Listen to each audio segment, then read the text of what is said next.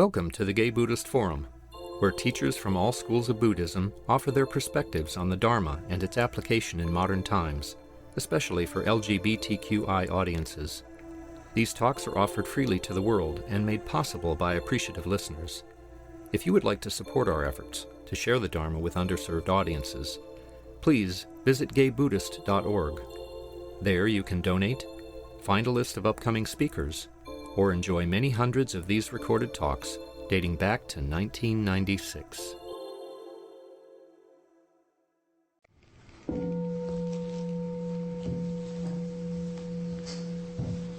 Before I introduce our speaker today, it's our tradition to go around the room and say our name. I'll go ahead and begin if I may. My name is Roy. I'm Greg. Anthony. Omar. Prasada Chitta. My name is Harley. Joanne. I'm Gary. My name is Jerry. I'm AJ. My name is Oswaldo. My name is Mark. David. My name is Ray. I'm Jack. My name is David. My name is David. My name is Douglas. Peter. My name is Tom. Risha. My name is Richard. Donald. My name is Al. I'm Hal. My name is David. Jay. Great. Our speaker today is Daigan Gaither, who began Buddhist practice in 1995 in the Vipassana tradition and then began to study Zen in 2003 with Paul Halaroshi. He received lay ordination in 2006 when he was given the name Daigan, or Great Vow. He received priest ordination in July of 2011. His work, practice, and free time include many hours devoted to community service in a variety of ways, including his work as one of the Sisters of Perpetual Indulgence and as a volunteer at the Zen Hospice Project. He has spoken nationwide on a variety of issues and has sat on a number of boards and committees that serve community and social justice. Welcome, Daigan. Good morning. It's always funny to sit here and listen to...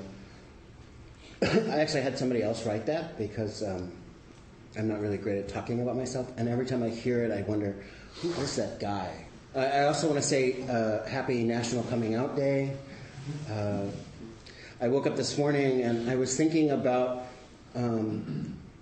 where else in my life that I might need to come out and what other things would need to be come out about. And I was talking to a friend of mine who pointed out that I like talking about myself far too much for there to be anything left to be secret. So I'm going to start with a poem. I'm sort of not certain that this goes with what I'm going to talk about today, but it was close. When I think of the patience I've had back in the dark, before I remember or knew it was night until the light came all at once. At the speed it was born to, with all the time in the world to fly through, not concerned about ever arriving, and then the gather of the first stars, unhurried in their flowering spaces, and far into the story. The planets cooling slowly, and the ages of rain, then the seas starting to bear memory. The gaze of the first cell at its waking. How did this haste begin? This little time, at any time. This reading by lightning, scarcely a word. This nothing, this heaven. A couple weeks ago, I was sitting meditation, and in Zen, we sit facing a wall. And at Zen Center, the walls are painted white. And about halfway through the period of meditation, first I want to say the really cool thing about meditation is if you do it consistently and for long enough, your mind will settle. And in that settling, insights will arise. That's what they tell us, right? That's what the sutras are all about. So I was sitting meditation, and this thought arose, which was, shit, I'm just looking at this wall. And I thought it was a really interesting observation, partially because in Zen, that's kind of what you want to be doing, is just look at the wall. I didn't see it that way, however, because I started to think about, what am I doing here? What is it that this all means? Now, it might have something to do with, I just celebrated 10 years of Zen practice and 20 years of Buddhist practice. And I have a tendency towards anniversaries to start to think about how well am I doing, which is a really interesting concept for a Buddhist monk to have. So I was thinking about, what am I doing here? And I started thinking about particularly something that's happening in my practice lately, which is I'm trying to practice with an idea of non-opposition. So what is it to live in the world in a non-oppositional way? Those of you who know me, I have a lot of opinions, and I have a lot of ideas about how things should be in the world. I consider myself committed to anti-homophobic, anti-misogynistic, anti-racist work. And so how can I be all of those things and committed to social justice and not live in opposition? Because there are lots of people and there are lots of systems in place which engage in these ways. And then there's also all of the myriad ways in which people perceive practice and perceive me, and there are people in Zen Center and Zen practice who want to say, oh, you should practice in this way. And how do I go about operating in a world in such a way that I'm not arguing against something, that I'm not trying to prove you wrong? Which is really interesting, because when I first came to Zen, one of my first conversations with my teacher, I said to him, I want an A in Zen. And he said, well, let's start with an F and see how you do. I said, you didn't get the script I sent you. That's not your answer.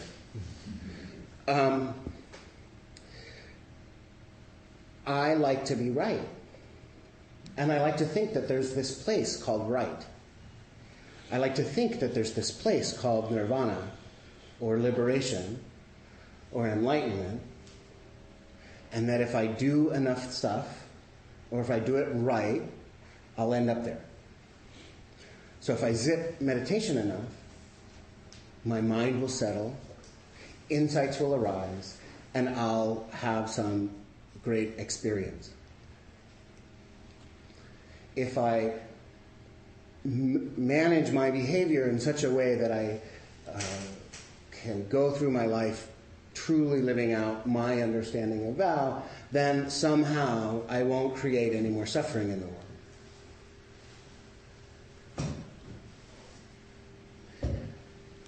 That if I can convince you about the systems of oppression, then I might actually be able to end racism, misogyny, homophobia, toxic masculinity, all of those things that affect my life.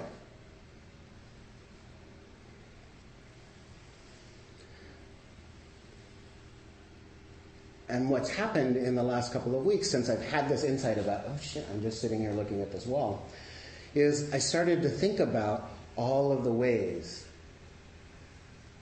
that I'm in opposition to the world. All of the ways that I'm trying to prove something to myself or someone else. I'm trying to win this thing. That's a really great ringtone. It's the high. Oh, that's even better.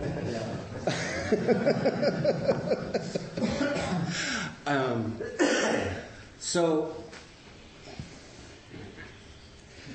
I was reading, and part of what happened last year I was taking a class on the creative power of Buddhist women, and in that class we read a book called Women Living Zen by a person named Dr. Paula Arai. And in this book she talks about, it's a book about the history and current status of Buddhist nuns in Japan. And in this book she talks about the ways in which the Buddhist nuns changed their position to the relationship to the hierarchy of Soto Zen Buddhism in Japan. If you know anything about Soto Zen Buddhism, we really like hierarchy.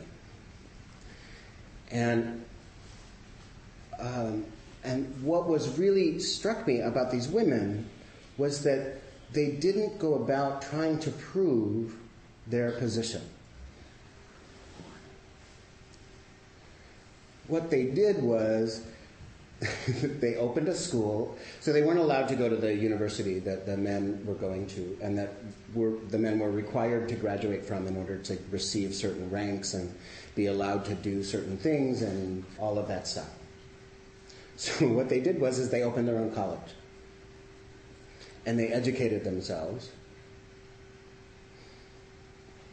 and they practiced their practice.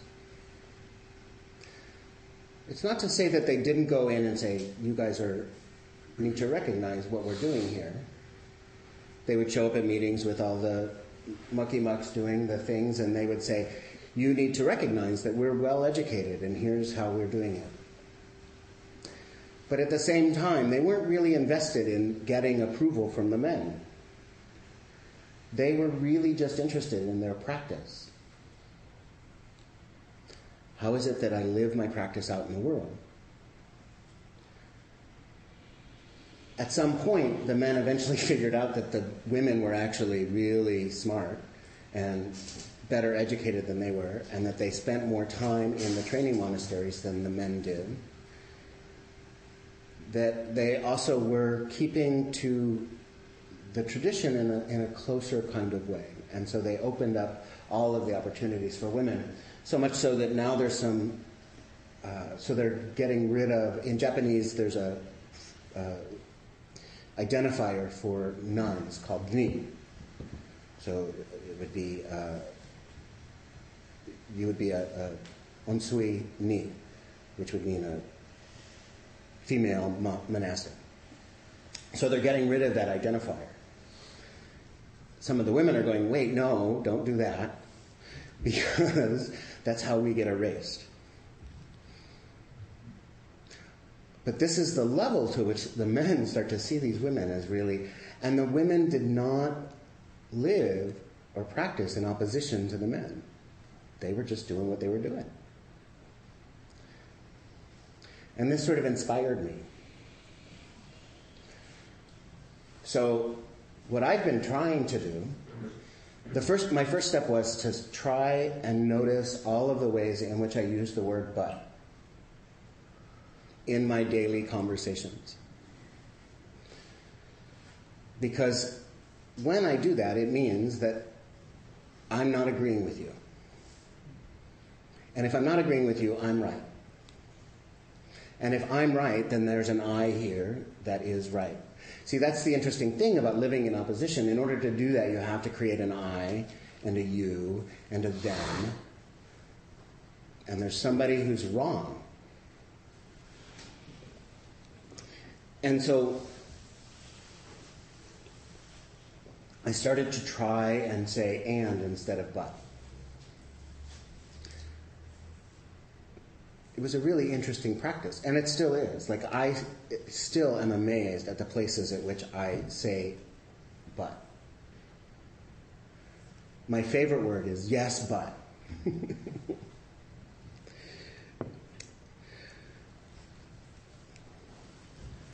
So on top of that, I started changing the way I think about things. So what if, instead of being against something, I supported something else? So I'm involved in a lot of organizations right now that do a lot of work in Northern Ireland about anti-sectarian violence and the sort of divide between the Catholics and the Protestants, and I'm also doing a lot of anti-racist work here in the United States, which is a very interesting thing to say. I do anti-racist work when you're trying to live in non-opposition.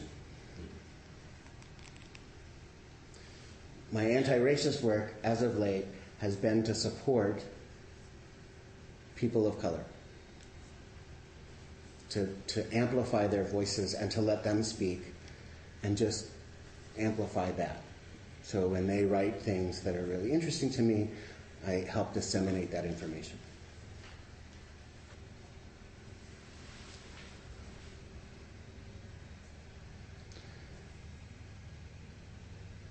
Instead of worrying so much about and being sort of against the toxic masculinity that I think is actually hurting the queer community and leading to an internalized sense of homophobia, I just let my Nelly self be my Nelly self.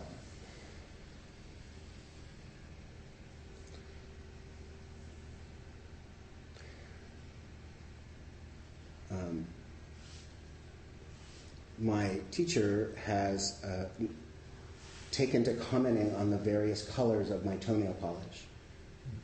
Right now they're silver. And he asked me one day, what's that about? And I said, it's a really lovely, lovely way to get somebody to massage my feet.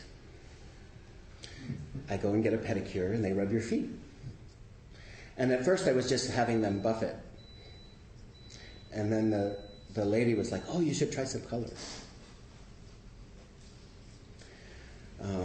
And so I've been having a really ton of fun with these women playing, and they love it. They think it's funny.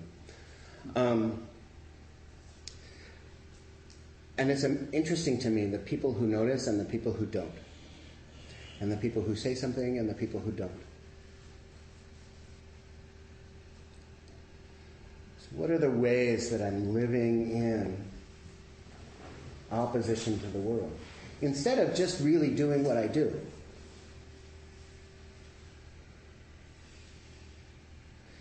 Instead of just being me in the world and practicing the way I practice. And trying to let go of this idea that there's a right and a wrong and a good and a bad. And this is actually what the Buddha was kind of pointing towards. Our propensity to create all of these dualities, all of these ways that we divide the world up into a lot of opinions about how it's supposed to be. And the interesting thing is as I start to try to shed away these opinions and as I engage in the world in such a way that they naturally drop away. Because I'm not actually even trying to get rid of the opinions, because that's just another way of me saying, oh, my opinions are bad. But if I start to try and look at the way I am in the world, and is that how I want to be in the world, and I start to just kind of let the focus be on how do I want to practice? What is my practice? What is it I have faith in and belief in? And to live that out in some kind of way, not just in thought, but in my activity. As I start to do that, what happens is these things fall away.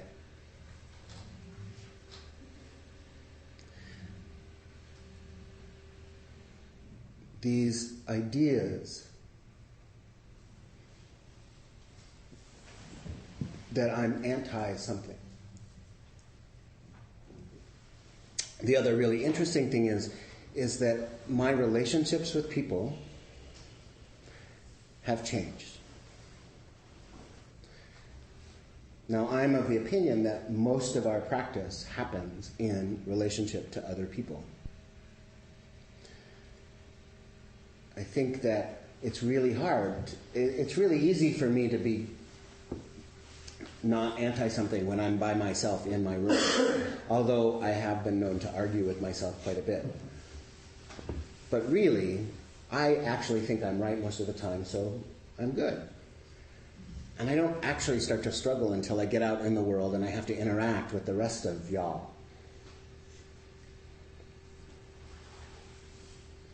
But in this attempt to not be in opposition, what's happened is that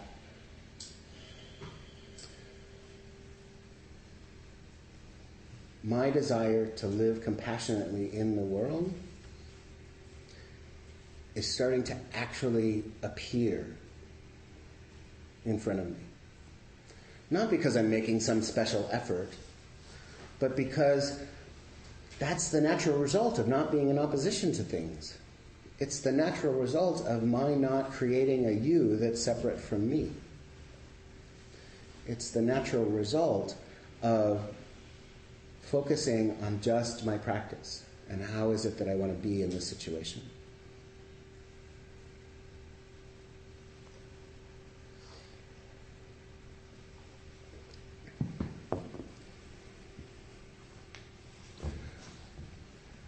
It's easy for me to think that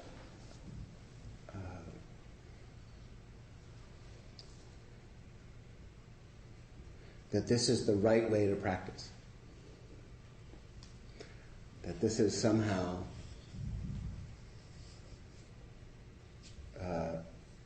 what all of those old ancestors that I chant about every day, that's what they're talking about.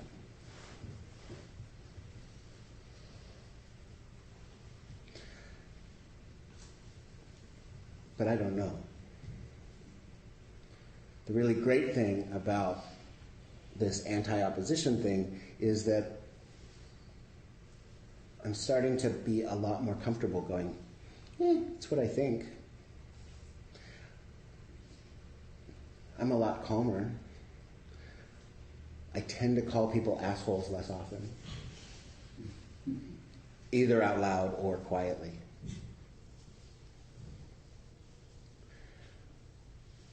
I tend to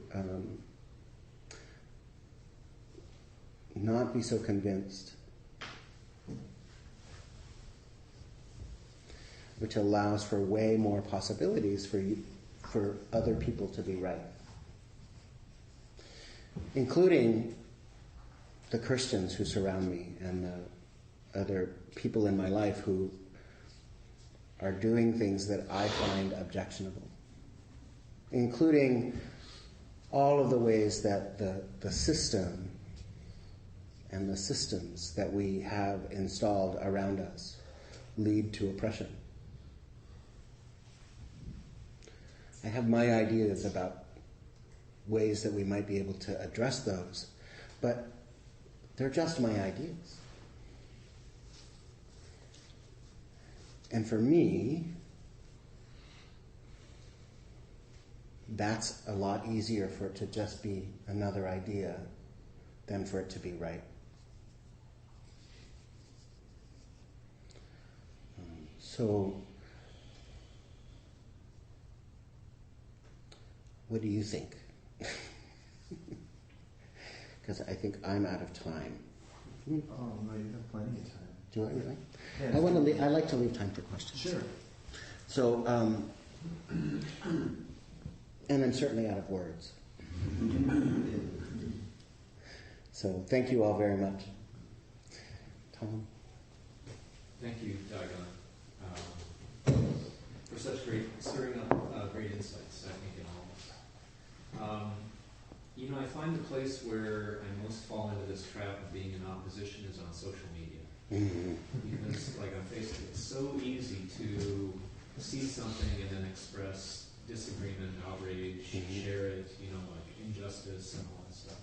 And I made a decision to try to just post positive things.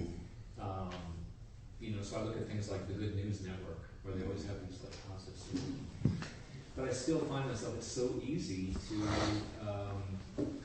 want to affect change. And so what do we change it? Right. Right? And so I think it's a natural inclination. But wondering is, how do we temper this? Because I'm sure you've dealt with this. I fall into this mode of, if I'm posting everything positive and what's lovely and good, it's like, okay, Pollyanna, Where does this go? Okay, you feel good and other people feel good. Okay, great. But then wanting to do something, wanting to have an impact, wanting to, so how do you balance this? How do you not go off one end? Or, is there a balance to be had? Or how do you approach that? Social media is really interesting, partially because I have relationships with people that are built around us disagreeing and arguing. I also have a degree in philosophy, which teaches you how to argue, and I love that. Like, that was the whole reason I wanted that degree.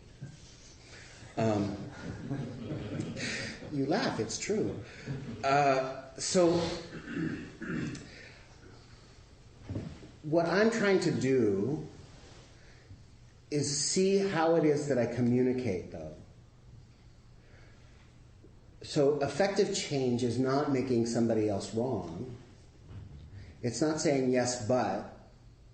It's saying yes, and there's also this other stuff. Not just to other people, to myself. Because see, when I think I'm right, it becomes very narrow. And all of the things that don't agree with what it is that I am trying to espouse as correct becomes superfluous. So can I find ways to expand my view? Can I look at it as, teach me something new? So one of the things I've been doing is, rather than posting, I've been posting other people's opinions that I agree with. But I've also been asking people to say more. So when somebody says something that I disagree with, or something that I think is wrong, instead of going right into my argument, can I just ask them to explain that more? Say more about that. Help me understand where it is that you find yourself in this position. And part of that also comes from my desire to believe that we're all trying to do our best. We're all already enlightened. Not just the people who agree with me, but everybody. And so, how is this an enlightened response? So, we had we've had a number of school shootings in the last week. And I've been in conversation with people who really want to support gun ownership, which is problematic for me. And I've been trying to find out how it is that that can be an enlightened view. Instead of trying to defend myself, show me how this is an enlightened view. I haven't landed on how that's an enlightened view yet, but I'm still in conversation. I like that, because that's genuine inquiry instead of asking a question that, is a setup to make the person wrong. Right. Which is what a lot of us do. We see a lot of it all. That's the Socratic method. Yeah. Most of us are educated in that way. So yeah. This guy over here, tell me your name again. I'm David. Hi, David. What I struggle with is how do you know the truth of any situation? Because there seems like there's lots of causes and conditions you can't possibly know. Mm-hmm. There's you with your genetics and your culture and your upbringing and your stuff. And we often have strong opinions on big things that require lots of knowledge and people. And you see, like, even when you get in a fight with a friend who is somebody new things come up. You thought they were doing this and they were doing that. And so I always struggle with, how do I really know? And then I'm kind of left with a little bit of a mushy opinion. Right. Ayo Yamaroshi, who is the current head of the Nisodo, the training monastery for the Japanese nuns, says that you are the choices that you make. I don't know if there's ever a capital T truth. And if there is, I'm probably never going to land there. But can I just have an appropriate response to this moment? Can I make choices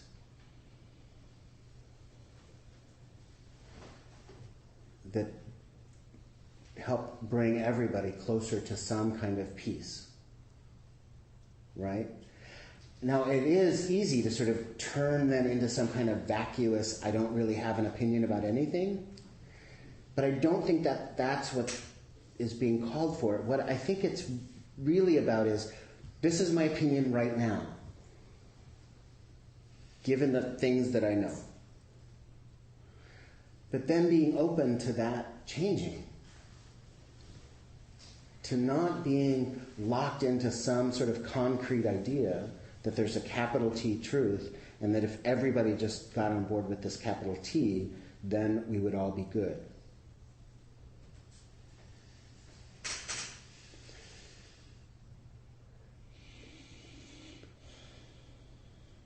Almost everything that I thought was true at some point in my life, I no longer hold to be true. I've gotten more information.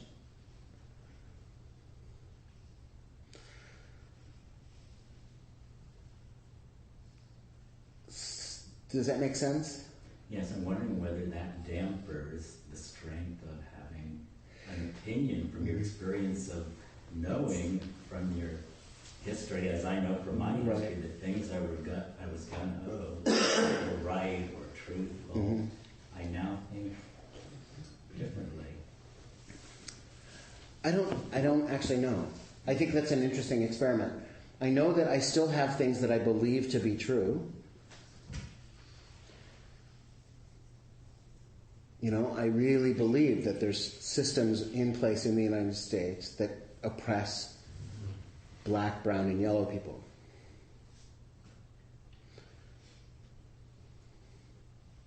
I believe that to be true, and I have yet to get information that shows me otherwise. I'm open to the possibility that there exists information that might prove that otherwise. Haven't seen it yet. I've done some investigation. Does that make my commitment to that truth any less powerful? No.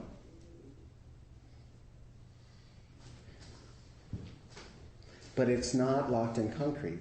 Just like my idea of who I am is empty of an inherent and it's not reified into a thing. I'm not a thing.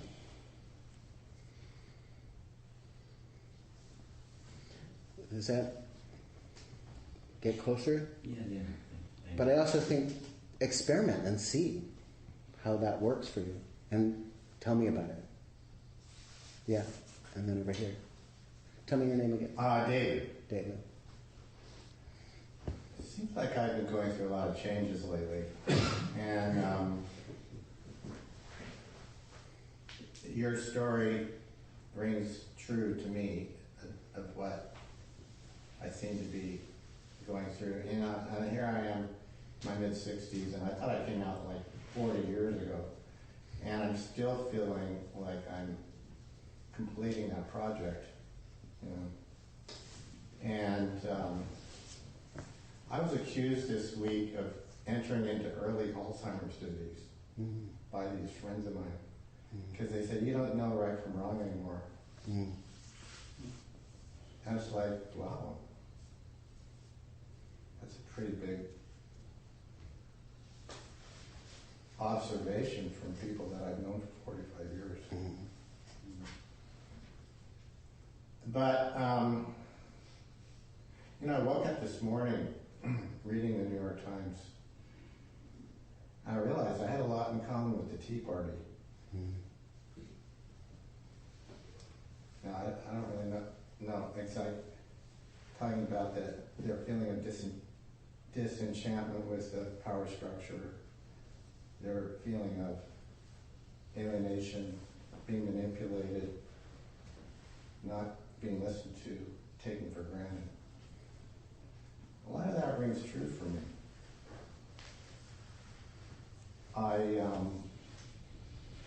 For me, I really feel like at least I can go to some of these groups that I'm involved in where I can actually explore new ways of experimenting with trying out different kinds of who it means to be David Cannon.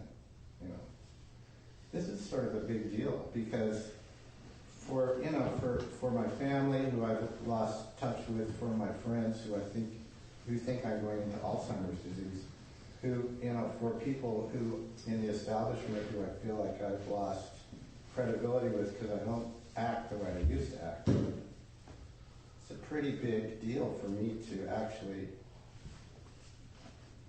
take a step to correct some of the misinformation that I've been dealing with all my life and trying to have more integrity in what I do. So I just appreciate what you're saying about your struggles because I can totally appreciate that you're coming from a place of integrity and wanting to explore growing into your truth, or just continuing to grow into whatever it is you're going into. I appreciate that. Thank you very much. The realization, my mother is a fundamentalist Christian, ultra-conservative person, and the realization that I had probably around the age of 35 that I was just like her. I felt about the world the same way that she did, was devastating to me. Until I realized that my response to how I felt about the world, my response to all of those things was different than hers. But that fundamentally, it's actually the same. It also it did a lot for us to be able to get along when I was just able to go, oh yeah, I'm just like you. I choose to respond to it differently. So I think that that's really interesting to start to see how the nature of my experience is similar to the nature of somebody else's experience. This guy and then that guy. And then Can you expand upon that? You said how you felt the same way, you saw things the same way she did, and you responded differently. Could you go explain a little bit about how that looked? I mean, especially with regard to racism, LGBT. Right. I think that, I am fundamentally afraid of the world. There's something in my cosmic makeup, my karmic causes and conditions, that my default emotional state is fear and loneliness. It's just the nature of how it is. I can respond to that by isolating and shutting myself off from people and deciding that all people are horrible and the world's unsafe and I just need to control everything so that I can get it in line. Or I can respond to that by opening up to loneliness and to fear and to sinking into that experience and finding out the nature of what it's like to be afraid. Sinking into the nature of what it's like to be lonely, which then opens up the world to me, helps me deepen my affinity to be out in the world.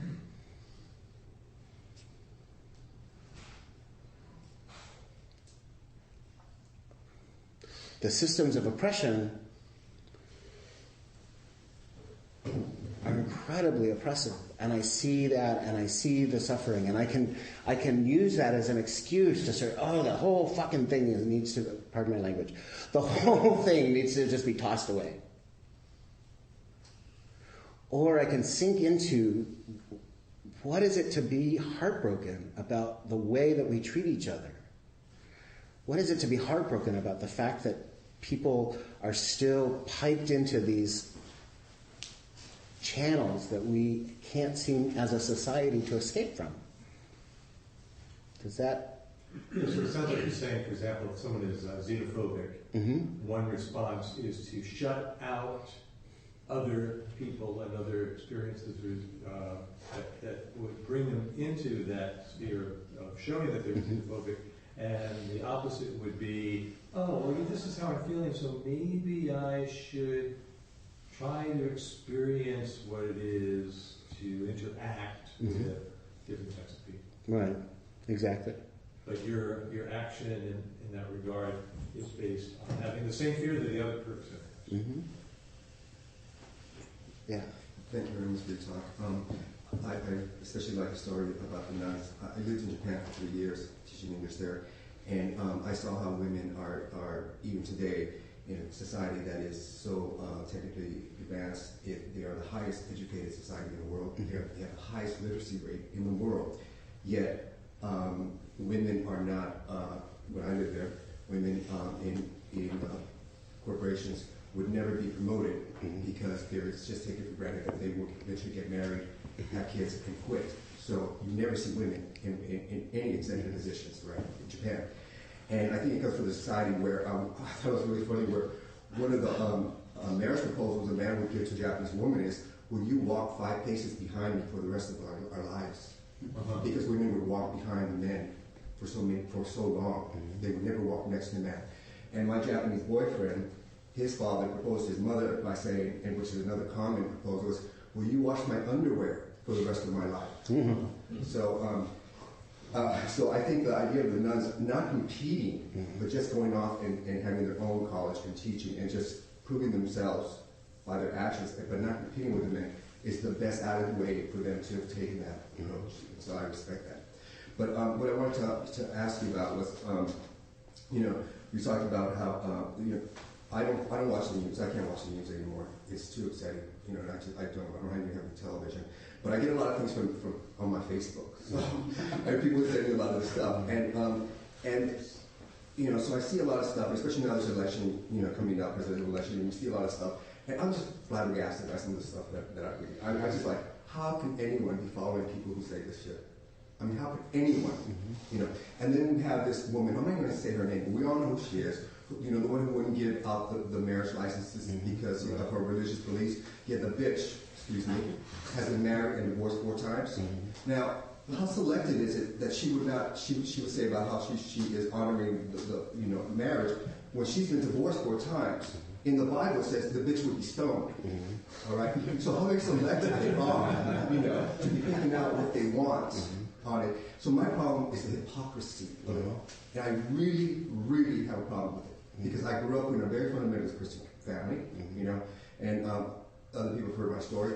And my mother was divorced when she kicked my ass out for being queer, and stuff like that. So I was like, the hypocrisy of it is just, it's jaw-dropping for me. It unnerves me, sometimes I just can't read anymore about it. So my question is, how do you deal with that?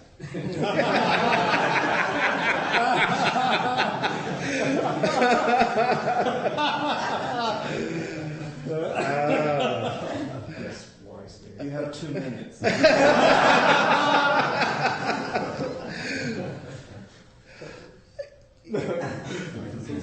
First, I want to say, the really interesting thing about what the women did in Japan and what I've seen about Buddhist women throughout history, and actually almost all of the women that I really respect, and all of the people I really respect. What's really interesting to me is that you can see how it is that their lived experience is not necessarily the way that people are talking about them. So the lived experience of these women in Japan is not one of oppression, and yet they acknowledge that oppression exists. I think And the same thing with these people is, can I have my lived experience while still acknowledging that this other stuff is going on? My lived experience doesn't have to be one of oppression just because I live in an oppressive society. My lived experience can be one of liberation. And it's up to me to figure out how to get there. How I try to get there is to look at all of the ways that I'm living out my oppression. I'm living, like, anytime that I let myself get completely immersed in what those people are doing to me, or to my people, or to my friends, I'm living out their story and not mine. I can only live out my own lived experience. And that happens regardless of what people are saying about me, or my friends, or my community, or my people. And that's liberation. When I can live out my experience without it being overrun by what somebody else is saying about my experience.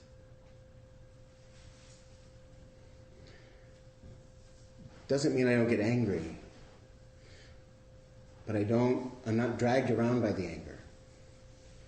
Doesn't mean I don't get afraid. I'm just not dragged around by my fear.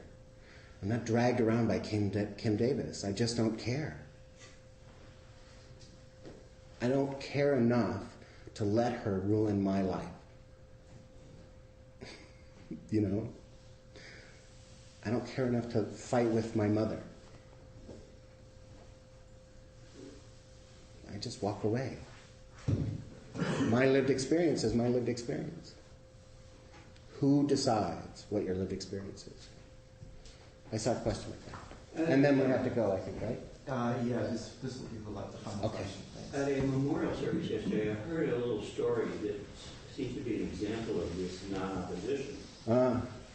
A straight teenager in North Dakota appealed to his gay uncle in San Francisco for a contribution to an organization the teenager was involved with. The uncle in San Francisco did a little investigation, found out this organization was Christianism, sort of a homophobic organization. Well, he thought for a little bit, and then he gave a contribution to his nephew and said, this is not in support of your organization. I don't believe in it, but I believe in you. And it was this man, now several years later, who told that story at the memorial service for his gay uncle. He had changed. Now, many other things were going on, I'm sure, but how do you do things like that? It doesn't come naturally. Right. To me, anyway. Yeah, and that's exactly right. How do you do that? And can I explore that? Can I explore? How do I do that? Just ask that to just ask that question. You know, and what a beautiful example of love that is for this guy to just say, I don't believe in that organization, but I believe in you. Like, yeah, beautiful, beautiful. Thank you very much. And thank you all very much. Thank you, Daigan. So we have time for announcements now. I have a couple that I want to do. The first one is Donna, which is the Hollywood for Generosity. We'll be passing a Donna bowl around, our host today, David, and the suggested donation is $10, but of course anything that you can give is greatly appreciated. It does go for the rent, for the newsletter, for our speakers, for the Larkin Street dinners, for mailers and all that, so it helps to keep our Sangha vibrant and going.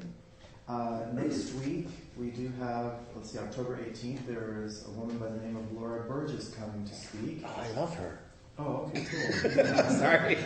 Good to know. She's a lay and trusted Buddhist teacher in the Soto Zen tradition, lectures and leads retreats at different practice centers in Northern California.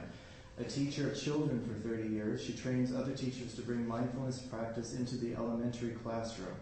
Laura co-founded the Sangha and Recovery Program at Zen Center and has a particular interest in the intersection of Buddhism and recovery.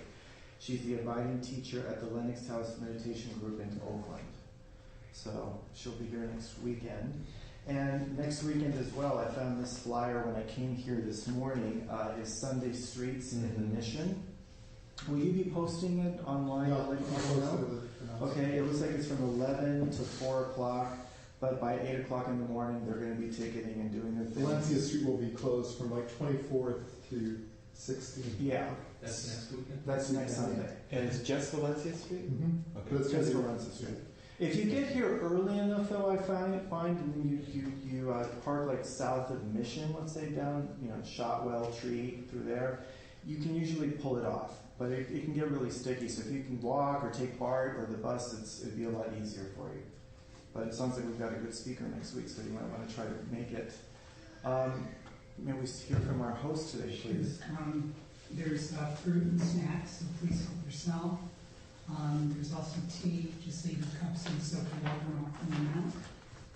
A number of us go to lunch afterwards when we have in front of the building, and I'll be coming around the Dawn Bowl. Great, thank you. Are there any other announcements today? Okay, let's stand for the dedication of prayer.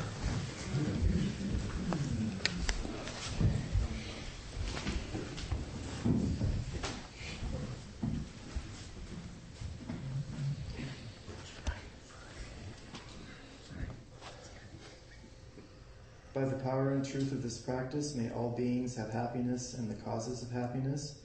May all be free from sorrow and the causes of sorrow. May all never be separated from the sacred happiness which is without sorrow.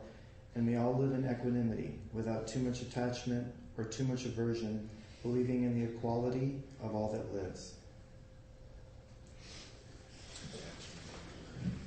Nice toenails. Yeah, it's a bright shiny silver. Thank you for listening to the Gay Buddhist Forum. If you would like to hear several new talks per month and be notified of upcoming speakers so you can participate live, please subscribe to this podcast, like us on Facebook, and join our mailing list by visiting gaybuddhist.org.